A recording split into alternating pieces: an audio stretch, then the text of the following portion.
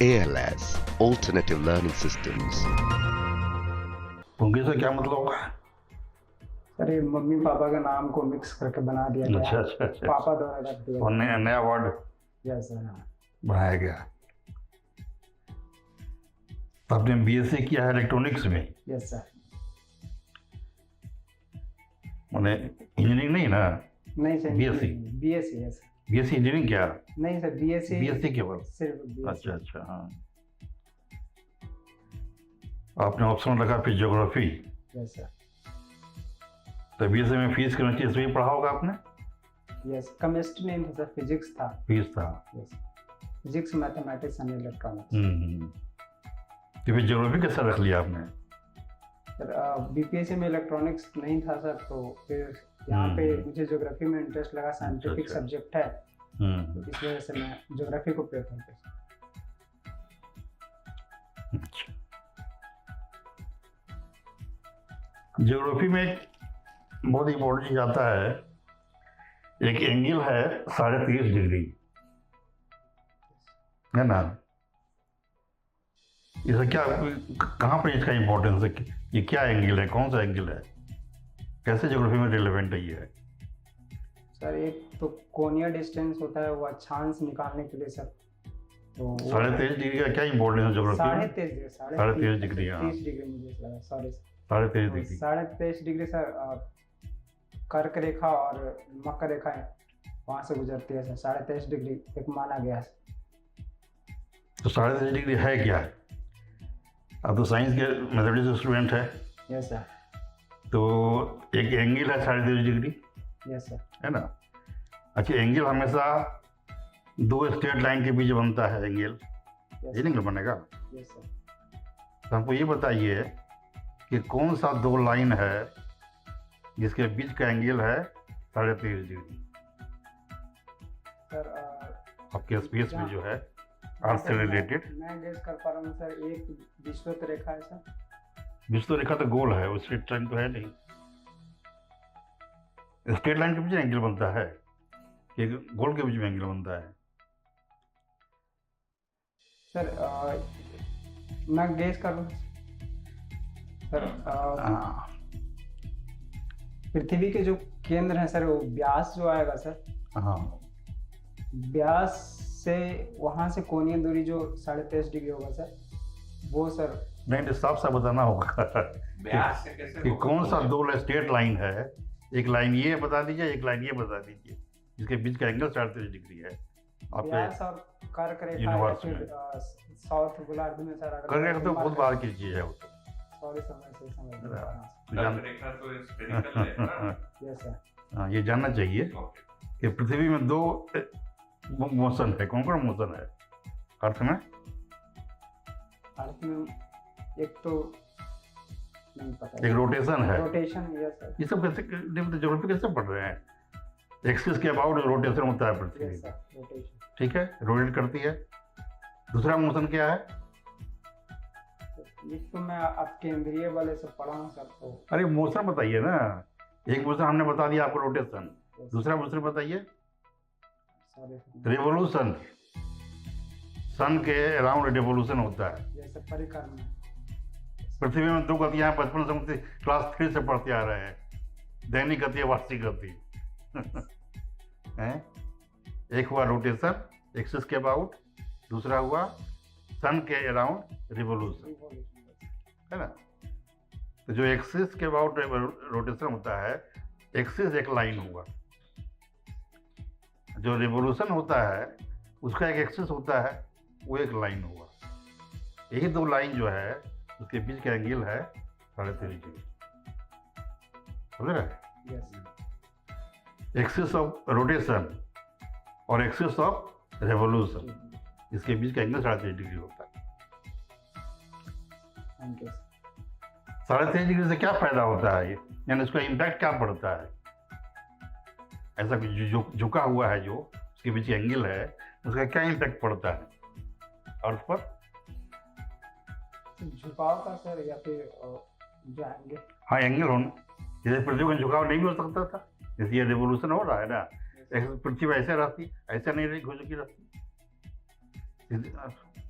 Perpendicular रहता है। Sir झुकाव का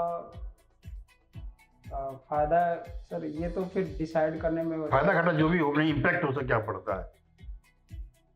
सर इम्पैक्ट यहाँ पे दिन रात मेजर करने में ऐसे पता चलता है सर मैं ऐसे समझ नहीं पा मतलब। अच्छा बताइए कि किस समय ऐसा होता है कि सूर्य सिर के ऊपर रहेगा, आपके ठीक ऊपर, जब वर्टिकली अपवर्ड? सर विषुवत रेखा के ऊपर जब सूर्य चमकता है सर 23 सितंबर को और फिर 21 मार्च को सर। पृथ्वी में कौन सा ऐसा जगह है, एरिया है, जहाँ पर आप सूर्य जो है वर्टिकली अपवर्ड आपके हो सकता है, या वो हर जगह हो सकता है? बताइए सर कर्क रेखा और मकर रेखा के बीच में वर्टिकली अपवर्ड रह सकता है, ये ठीक बताया आपने, है ना?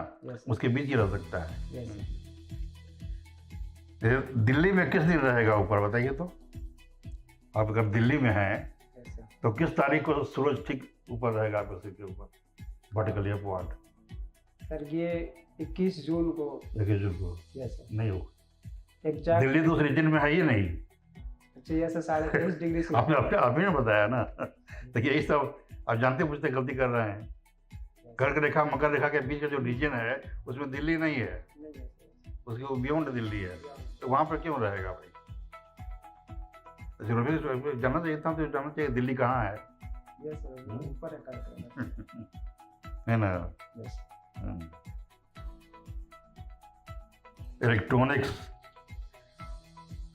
इलेक्ट्रॉनिक गुड्स और इलेक्ट्रिकल गुड्स में क्या डिफरेंस है? सर इलेक्ट्रिकल गुड्स और electronic goods. Electronics goods sir mainly conductor, electrical good mainly conductor material के थ्रू इससे इलेक्ट्रिसिटी पास होती है सर, जबकि इलेक्ट्रॉनिक्स गुड्स में सर सेमीकंडक्टर का यूज किया जाता है। दूसरा डिफरेंस है सर इलेक्ट्रिकल गुड में एसी एंड डीसी दोनों करंट का यूज किया जाता है, जबकि इलेक्ट्रॉनिक्स गुड्स में मेनली डीसी करंट का यूज किया जाता है सर। इलेक्ट्रिकल गुड सर खुद से डिसीजन नहीं ले पाते, जबकि इलेक्ट्रॉनिक्स गुड्स खुद से डिसीजन लेते हैं सर, जस्ट एज मोबाइल या फिर अदर डिवाइसेस। तो ये एक बड़ा बेसिक डिफरेंस है कि इलेक्ट्रिकल गुड्स में ज़्यादा इलेक्ट्रिकल एनर्जी खर्चा होता है। Yes sir. इलेक्ट्रिसिटी ज़्यादा लगता है, ज़्यादा एम्पियर, इसमें बहुत कम एम्पियर लगता है। डायोड क्या होता है? सर डायोड एक 2 टर्मिनल डिवाइस है सर, जिसमें करंट एक दिशा में फ्लो किया जाता है। इसका यूज सर अलग अलग माध्यमों में होता है, जैसे लाइट में सर, स्विच में। एक दिशा है मतलब क्या, करंट एक दिशा में यूनिडायरेक्शनल करंट फ्लो करने के लिए डायोड का यूज किया जाता है। तो यूनिडायरेक्शनल करंट शुरू से नहीं रहेगा तब ना इसको कर देगा। जैसे आप डीसी लगा रहे हैं तो उसको डायोड क्या करेगा? ऐसा ना कहिए कि एसी और डीसी चेंज कर देता है। एसी अगर एसी रहे, एसी में करंट कैसा पास करता है?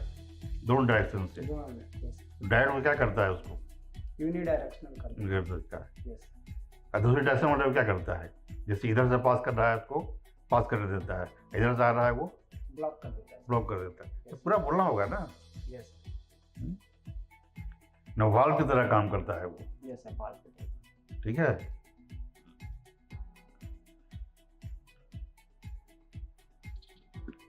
सिविल सर्विस में आपको नौकरी मिल जाए तो आपको काम करने का मोटिव क्या रहेगा? किस मोटिव से आप काम कीजिएगा? सर यहाँ पे मेनली मोटिव तो है सर कि पर्पस, मोटिव, वहाँ जो भी हो सर, अलग अलग लोगों के साथ काम करने का मौका मिलेगा सर, अलग अलग वर्ग के साथ काम करने का मौका मिलेगा, अलग अलग समुदाय के साथ वर्ग काम करने का मौका मिलेगा। नहीं, वो तो मोटिव नहीं ना हुआ। मोटिव अब क्या रहेगा? क्या हम इसलिए काम करते हैं, इसलिए हम अच्छा काम करें। सर मैंने फर्स्ट प्रेफरेंस बिहार शिक्षा सेवा दिया था, तो मैं शिक्षा के स्टेट में। भाई आप किस मोटिव से काम कीजिए? क्या किस पर्पस के लिए काम करें? क्यों काम कीजिएगा? सर काम करना एक संतुष्टि प्रदान करता है, कोई भी काम हो सर। तो हर इंसान चाहता है कि अपने मैं जॉब सेटिस्फेक्शन कहिए कि एक पॉइंट हुआ, चलिए एक पॉइंट हुआ जॉब सेटिस्फेक्शन। ये कुछ कर रहे हैं, इसको सेटिस्फेक्शन के लिए हम काम करें। ठीक है, और भी कुछ बताइए। सर मेनली मोटिव तो यही है सर कि मैं एक अच्छे पद पर जाऊं और उसके बाद फिर लोगों के साथ ज़्यादा से ज़्यादा इंटरेक्ट करूं, अपने आप को सीखूं। मेरा खुद का भी है सर कि मैं अरे एक तो मोटिव सबका होता है कि अर्न करना, जैसा एक हमको रोजगार मिला जिससे कि हम अपने लाइफ को कनेक्ट कर सकते हैं। भाई तो हुआ ना भाई, एक आपका जॉब सर्टिफिकेट आपने कहा, एक आपका अर्निंग हुआ, वेतन मिला आपको, रोजगार हुआ, और कुछ इसके अलावा? सर मेनली ये सर जॉब सेटिस्फैक्शन और रोजगार रोजगार। है ही सर, और लोगों के साथ काम करने का मौका, साथ सीखने का नहीं मौका मोटिव मिलता है। कहाँ पर सीखना, आपको मोटिव नहीं हुआ। तीसरा एक बहुत इंपॉर्टेंट मोटिव है कि राष्ट्र की सेवा, जैसे राज की सेवा, जनता की सेवा, है ना। जैसा आपका ये सर्विस है, इसका दो मेन पर्पस है। एक तो आपको रोजगार प्रोवाइड करता है ना, आपको केवल रोजगार ही नहीं मिला बल्कि राष्ट्र को एक आदमी मिला, बल मिला, जिससे राष्ट्र निर्माण हो सकता है।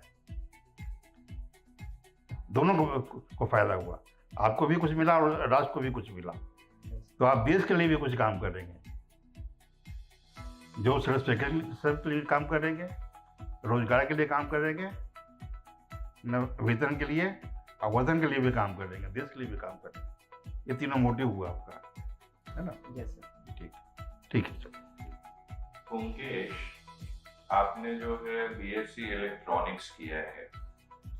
आज के दिन हम देखते हैं भारत में और वैश्विक स्तर पर इलेक्ट्रॉनिक्स गुड्स का बहुत बड़ी मात्रा में उत्पादन और कंजम्पशन होता है। Yes sir. और ई वेस्ट एक बड़ी समस्या के रूप में उभरा है। क्या आपको पता है ई वेस्ट मैनेजमेंट रूल्स नया जो आया है उसके संदर्भ में भारत में? सर एक 2016 में आया था सर ई वेस्ट मैनेजमेंट रूल। शायद जहाँ तक मैं याद कर पा रहा हूँ सर 2021 में शायद संशोधन भी इसमें हुआ था सर। तो ये ई वेस्ट मैनेजमेंट रूल्स है। तो ई वेस्ट मैनेजमेंट रूल में 2-3 चीजें जो आपने पता है ये? नहीं सर, अभी प्रेजेंट नहीं पता। नहीं पता है। नहीं। आपको क्या लगता है कि ई वेस्ट के प्रबंधन के लिए क्या किया जाना चाहिए? छोड़ देते हैं 2 मिनट के लिए वो रूल्स नियमावली को, छोड़ देते हैं। एक इलेक्ट्रॉनिक्स के छात्र के रूप में क्या होना चाहिए बेहतर प्रबंधन का जो व्यवस्था, उसके कुछ बिंदु बताइए। Sir first of all supply chain को मजबूत करना चाहिए सर। उत्पादन से लेके उसके कंजप्शन तक, लास्ट माइल तक उसे एक सप्लाई चेन में पिरोया जाए, जिससे जब कंज्यूमर उसको यूज कर ले उसके बाद उसे वापस फिर से अगर एक संग्रहण करने का सिस्टम हो तो इसके थ्रू उसे फिर रिसाइकल किया जा सकता है। क्या इलेक्ट्रॉनिक्स गुड्स में जितने भी चीजों का उपयोग और प्रयोग होता है वो रीयूजेबल है? नहीं सर, सारी चीजों में नहीं हो सकता है, लेकिन उसके कुछ कंपोनेंट्स निकाल कर सर अदर थिंग्स में यूज किया जा सकता है। तो ये एक प्लस पॉइंट बनेगा सर। और दूसरा एक और मुझे जहाँ तक लग रहा है सर कि जब इसे संग्रहण किया जाए सर तो कुछ जो वेस्ट होते हैं सर वो दूसरी इंडस्ट्री में यूज हो सकते हैं, तो हमें वैसे इंडस्ट्री को भी वहाँ पे बढ़ावा दिया जा सकता है। तो ये भी एक उपाय हो सकता है जिससे के थ्रू किया जाए। तो आप जो बोल रहे हैं इसको लेकर के भारत में एक विशेष समस्या है अन्य देशों की तुलना में, उसका वो क्या है? सर संग्रहण प्रणाली थोड़ा वीक है सर। थोड़ा वीक नहीं, बहुत वीक है, लेकिन और क्या है समस्या? जागरूकता की, जनता में जागरूकता की कमी है कि ई वेस्ट को एक अच्छे से मैनेज किया जाए। वो इधर उधर अभी भी सर भारत के लोग, मान लीजिए ये फोन है, किस तरह का फोन खरीदते हैं भारत में ज्यादातर जो उपभोक्ता हैं? सर वो लो कॉस्ट फोन होते हैं। ओके। Yes sir. उसकी क्या समस्याएं? लाभ तो एक है कि बहुत बड़े वर्ग तक वो सुलभता से उपलब्ध हो सकता है, well within their pocket है। Yes sir. लेकिन इसमें समस्या क्या है? प्रबंधन को लेकर के क्या समस्या उत्पन्न होता है? सर लो कॉस्ट फोन जल्द खराब हो जाते हैं, जिसके कारण उसका प्रबंधन करने में बहुत मुश्किलें आती है, क्योंकि इतनी बड़ी मात्रा जनरेशन हमारे यहाँ ज्यादा हो रहा है। Yes sir. बहुत ज्यादा है। इसका क्या हल हो सकता है? सर हल तो सिर्फ सप्लाई चेन को मजबूत करके ही किया जा सकता है सर। और यही किया जा सकता, जो पहले मैंने अभी बताया था सर कि सप्लाई अच्छा, चेन में ये क्या है? इसको इलेक्ट्रॉनिक गुड्स बोलेंगे, गैजेट बोलेंगे, इक्विपमेंट बोलेंगे, टूल बोलेंगे, क्या बोलेंगे? इलेक्ट्रॉनिक्स क्या है? ये क्या जो मैंने शब्द बोले, ये सारे शब्द एक हैं या अलग हैं? Electronic goods, electronic gadget, electronic equipment, electronic tool, इसमें क्या अंतर है? सर मैं श्योर नहीं हूँ सारे में कोशिश करिए एक दो में। इलेक्ट्रॉनिक टूल्स है सर, टूल्स के माध्यम से किसी चीज को काम में किया जा सकता, किसी काम को किया जा सकता है सर। तो एक Gadgets तो सबसे में- जो पॉपुलर इलेक्ट्रॉनिक टूल इस्तेमाल होता है यस सर। वो बताइए। सिर्फ पॉपुलर सर, अभी जैसे पटना में सर यूज हो रहा है जो सीवेज सिस्टम है उसको साफ करने के लिए बैंडिट कूट नाम का एक रोबोटिक्स, तो वो भी एक इलेक्ट्रॉनिक्स टूल्स है सर। तो भी आप टूल के श्रेणी में रखते हैं रोजमर्रा के जीवन में यस सर। कोई इस्तेमाल होने वाला जो आपको दिखता है टूल? तो मैं सोच नहीं पा रहा हूँ। अच्छा, सेलफोन के लिए गैजेट या इक्विपमेंट बोलना बेहतर हो? सर गैजेट ज्यादा अच्छा है। गैजेट ज्यादा बेहतर है। यस। कुछ कारण? गैजेट एंटरटेनमेंट के पर्पज से भी रहता है सर, और काम के तो ठीक है, जहाँ तक मैं ठीक है, श्योर नहीं हूँ सर। ठीक है। मूवी देखना आपका हॉबी है, यस सर। किस प्रकार की मूवी देखना पसंद है आपको?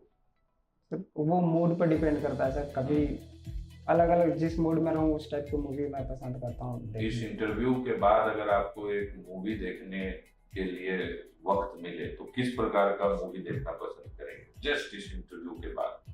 सर मैं बहुत दिन से अभी गुलमोहर देखने की सोच रहा हूँ सर, क्योंकि उसे नेशनल अवार्ड मिला है, लेकिन मैं अभी तक देख नहीं पाया हूँ सर। ओके, तो आप मेनली जो है बॉलीवुड फिल्म्स देखते हैं? जैसे मेनली बॉलीवुड फिल्म से देखता डॉक्यूमेंट्रीज वगैरह अच्छा लगता है?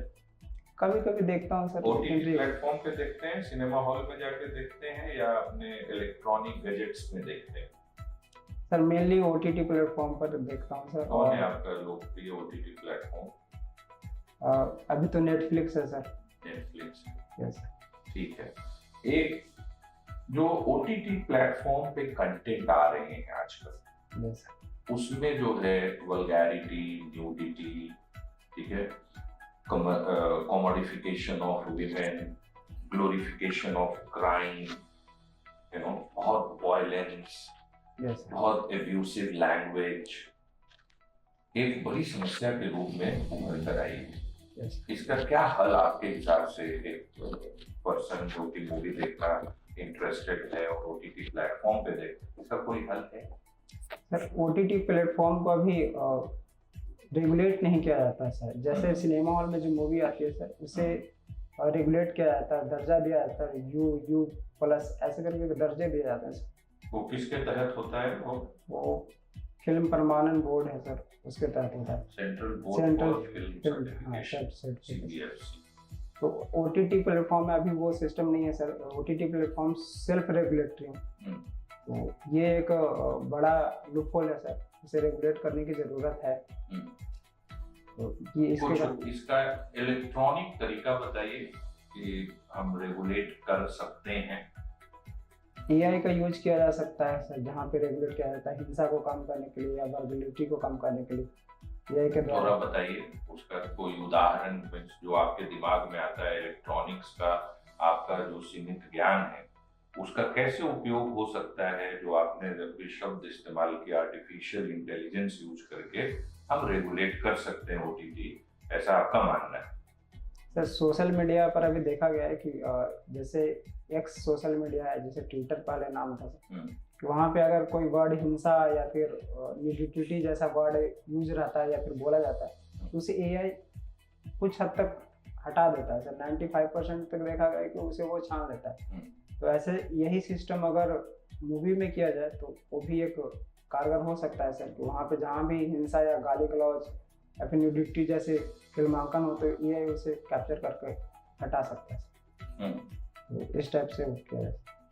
और आप गया से आते हैं, यस सर। भगवान बुद्ध की धरती। Yes sir. भगवान बुद्ध का जन्म कब हुआ? 563 ईसा पूर्व में। उनके जन्म के क्या कोई पुख्ता हमारे पास एविडेंस हैं, साक्ष्य हैं उस वर्ष में जन्म के? उतना पता नहीं सर, लेकिन एनसीईआरटी बुक इसी तिथि को इसी वर्ष इसी वर्ष को उल्लेखित माना गया। करता है। Yes sir. ओके, मृत्यु कब हुई थी भगवान बुद्ध की? 483 ईसा पूर्व में सर। कहाँ पे हुई थी?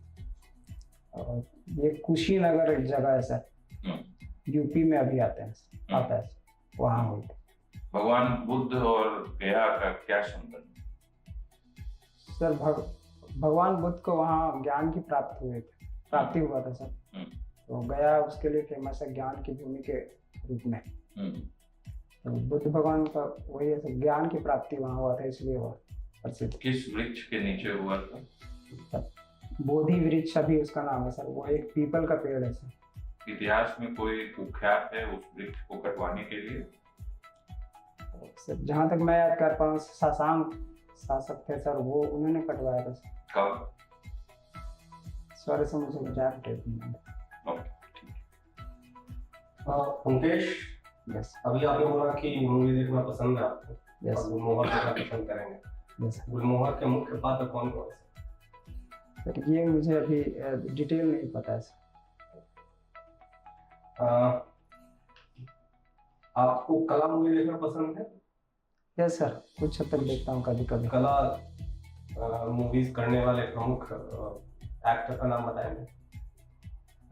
कला मूवी वैसे नहीं सर, जैसे वैसी मूवी जो नॉन कॉमर्शियल होती है सर, वैसी भी देखता हूँ। जैसे अभी मैदान था सर, तो वैसे मूवी सर, उसके पहले भी कुछ मूवी आई है, जैसे गुलमोहर भी उन्हीं में से है सर, जो कॉमर्शियल नहीं है सर, लेकिन वो उस कैटेगरी में आती है सर। ठीक है।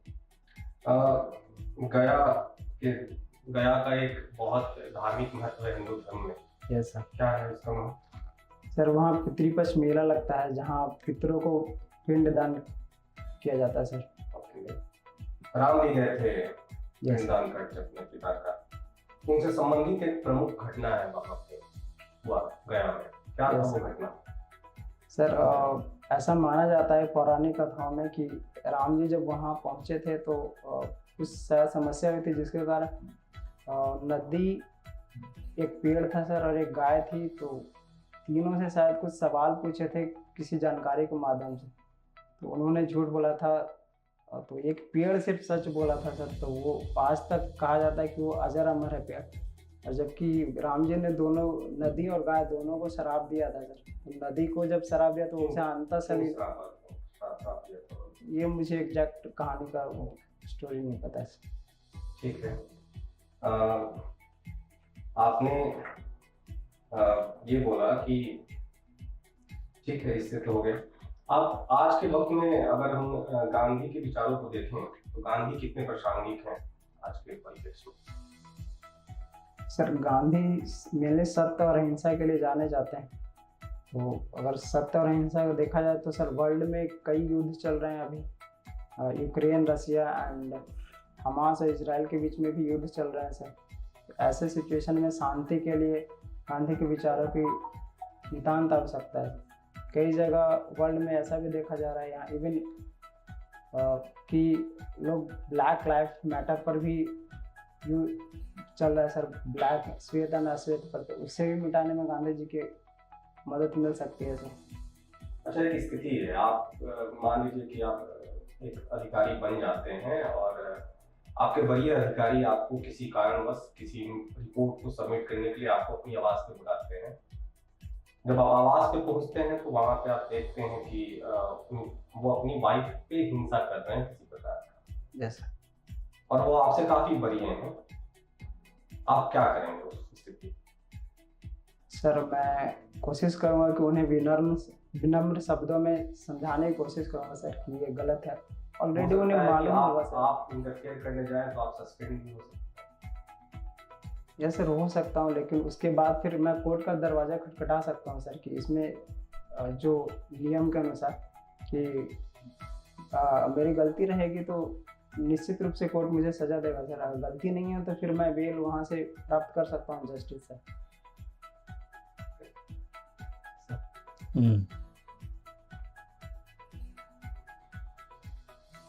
आपने कहा नॉन कमर्शियल सिनेमा, यस बड़ा इंटरेस्ट बताया है ना। देखिए बोलने से क्वेश्चन रेज हो जाता है, नहीं बोलते तो हम भी नहीं पूछते है ना। तो आपने सुना है कहीं पैरेलल सिनेमा? पैरेलल सिनेमा नहीं सर, मैं सुना है। तो नॉन कमर्शियल मेन पार्ट तो वही है सिनेमा का, पैरेलल सिनेमा। आपने नहीं सुना है? नहीं। अच्छा, टॉकी में जो पहला टॉकी जो बना कौन सा सिनेमा था? सिनेमा पहला तो राजा हरिश्चंद्र था सर, पहला सिनेमा जो इंडियन मूवी में बना है, इंडियन से। ठीक। पैरेलल सिनेमा जो है वही शुरुआत हुई आर्ट फिल्म से, समझे ना। जैसे नसीरुद्दीन शाह ये लोग थे उसमें, और शबाना आजमी, यस इन्होंने शुरू किया। वो जो फिल्म है वो इम्पोर्टेंट, जैसे पार्टी बार सुना होगा आपने। नहीं सर, पुराने फिल्मों तो जब फिल्म का है तो समझ जानना होगा आपको। उसे अब नॉन कमर्शियल बोल रहे हैं, तो नॉन कमर्शियल वही से शुरू ही होता है। पार्टी पोस्टर पार्ट 3P कहलाता था, है ना। तो जान लीजिए, कम से कम तो जान लीजिए, है ना। ठीक है।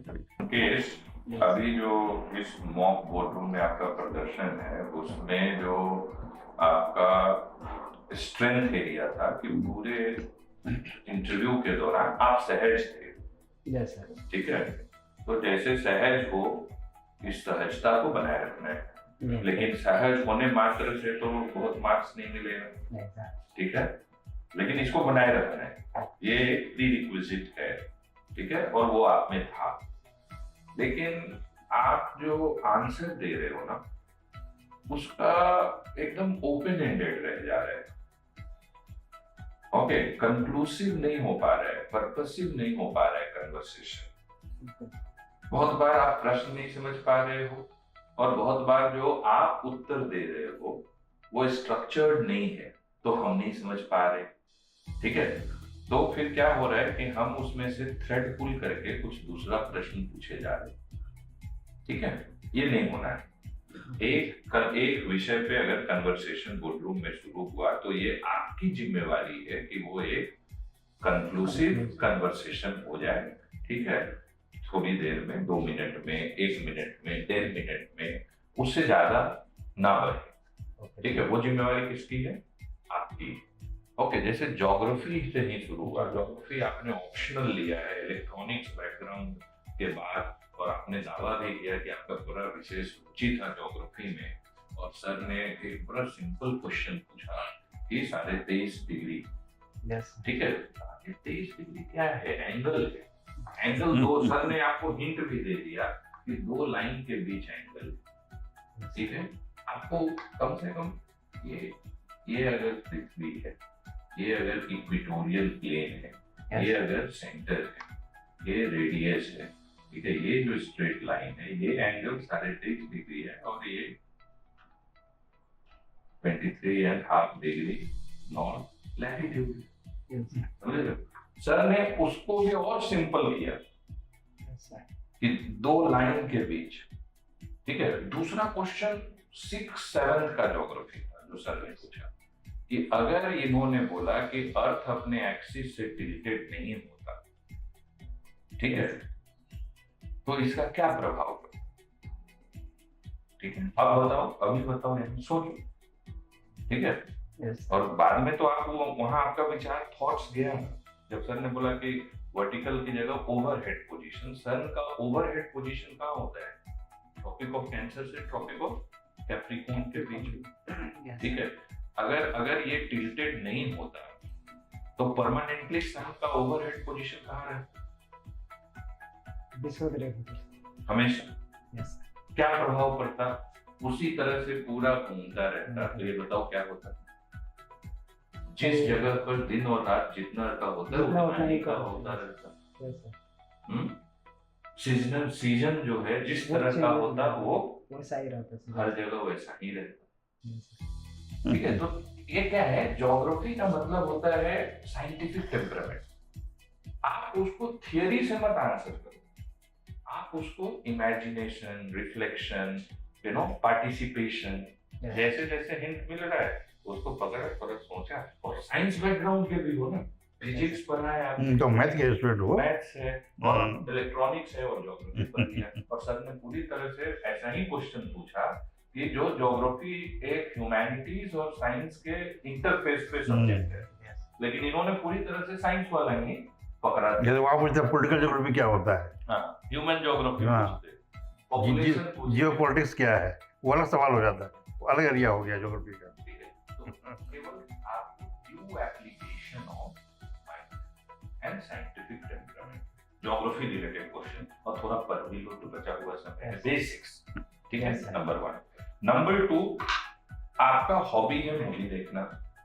ठीक है, तो मूवी देखने में एक जो हॉबी वाला है, मूवी सब लोग देखते हैं, ठीक है, मौका मिला तो देख लिया, लेकिन जिसको इंटरेस्ट होता है उसका देखने का तरीका अलग होता है, और वो मूवी से बहुत गहराई तक चीजों को निकाल के लाता है वैसे लोग।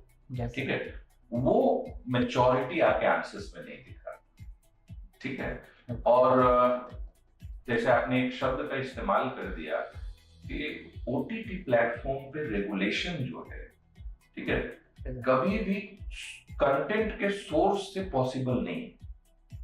ठीक है, क्योंकि उसका टेरिटरी डिफाइंड नहीं। ठीक है, लॉ कोई भी जो होता है वो टेरिटोरियल जुरिस्डिक्शन होता है लॉ का। ओके, तो देयर इज नो टेरिटरी। ठीक है, आप बता दो, एक बार मेरे को बता दो केवल, साइबर, तुम तो इलेक्ट्रॉनिक्स पर हो, साइबर स्पेस का मतलब क्या होता है? और एक चार्ट मुझे नहीं पता। साइबर स्पेस मतलब होता है ह्यूमन बीइंग जब इलेक्ट्रॉनिक्स और कंप्यूटर के संपर्क में आता है तो एक virtual boundary less world create होता है। तो इलेक्ट्रॉनिक्स के साथ जैसे ही हमारा संपर्क होता है तो क्या होता है? एक बाउंड्री लेस वर्चुअल वर्ल्ड होता है। उसमें सोर्स से रेगुलेशन संभव नहीं है। हमेशा कहाँ है रेगुलेशन? एंड यूज जहां हो रहा है वहां पर इलेक्ट्रॉनिकली भी हो सकता है, डिजिटली भी हो सकता है, सेल्फ भी हो सकता है, लीगली भी हो सकता है। यस, लेकिन इसमें जो बेस्ट अभी सॉल्यूशन दिख रहा है वो है इंटरमीडियरी लायबिलिटीज। इंटरमीडियरीज, जो इंटरमीडियरीज हैं, ओटीटी प्लेटफॉर्म्स हैं, वो कर सकते हैं। ठीक है, तो थोड़ा सा मैंने सब्जेक्ट जो पढ़े हैं ना उसका डेप्थ दिखना चाहिए। उसी तरह से intermediary liability, electronic waste management में हम लोग क्या बोल रहे हैं? Extended manufacturer liability. जो मैन्युफैक्चर करेंगे उन्हीं का लायबिलिटी भी है रीपर्चेज करने का, यस सर, और रीयूज करने का, और इन्वायरमेंट फ्रेंडली डिस्पोजल भी करने का जो नहीं हो सकता है रीयूज, और उससे उनका प्रॉफिट भी बढ़ सकता है और कंज्यूमर को एंड प्रोडक्ट सस्ता उपलब्ध भी हो सकता है। इसको बहुत इन्फोर्स करने की जरूरत है। ठीक है, तो थोड़ा सा डेप्थ लाना है अगर आपके बैकग्राउंड से रिलेटेड मुद्दे पर चर्चा हो रही। ठीक है, और थोड़ा सा गया और थे वेल प्रिपेयर्ड, लेकिन थोड़ा और फैक्चुअली भी और अवेयरनेस चाहिए। अब शशांक आपने बोला, अच्छा सही बोला। अब शशांक कौन था ये नहीं पता था आपको, कब हुआ, राइट? शशांक बहुत इंपॉर्टेंट, मैंने हिस्ट्री के पॉइंट ऑफ व्यू से गया के लोगों के लिए, ठीक है, उसका हेनशांग ने, बानभट्ट ने, सबने वर्णन किया है। ठीक है, और फ्यूडलिस्टिक रूलर से वो किंग बना था, राइट? वो एक अलग प्रकार का सोच वाला था, कुछ उसको क्रेडिट भी हिस्ट्री में जब पढ़ेंगे, ठीक है, तो उसका कुछ सर्टेन गुड थिंग्स भी, ठीक है, बंगाली कैलेंडर शुरू किया था। ठीक है, तो बंगाली कैलेंडर का शुरुआत किया था बंगाल में गौड़ डायनेस्टी, गौड़ डायनेस्टी का एक रूलर था, और गया के लोगों के लिए तो काफी ठीक है, तो आपके स्ट्रेंथ को इंटैक्ट रखो, जैसे सहज हो, ठीक है, स्माइल भी आ रहा है, बहुत कंफर्टेबल कॉन्फिडेंट दिख रहे हो, हर बातचीत में प्रिसीजन, कॉम्पैक्टनेस एंड डेप्थ अपना सब्जेक्ट में, इलेक्ट्रॉनिक्स, ज्योग्राफी, मूवी, फिर जब भी बात होगी थोड़ा डेप्थ, है ना? ठीक। सिचुएशनल बेस्ड क्वेश्चन के लिए भी प्रिपेयर्ड रहना, आपने जो डिस्कस किया उसके लिए भी थोड़ा सा यस ठीक है, all the best Mukesh. Thank you sir.